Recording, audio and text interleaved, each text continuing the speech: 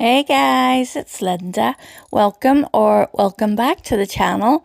Today we are going to try another little wedding set as part of my wedding series, and it's going to be quite a simple set, just using some beautiful chrome liquid that I got from VARNAIL.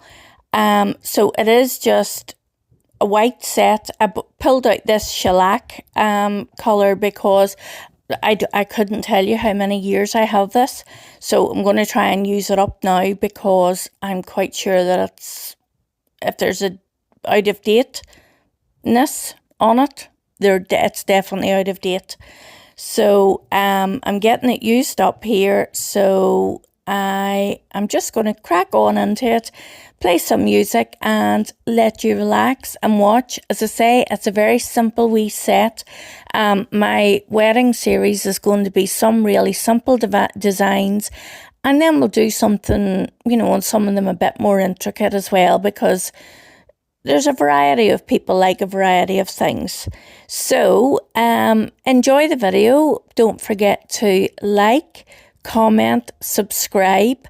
Come into the comments and let me know what your favourite wedding day nails would be, and if I could maybe recreate a set.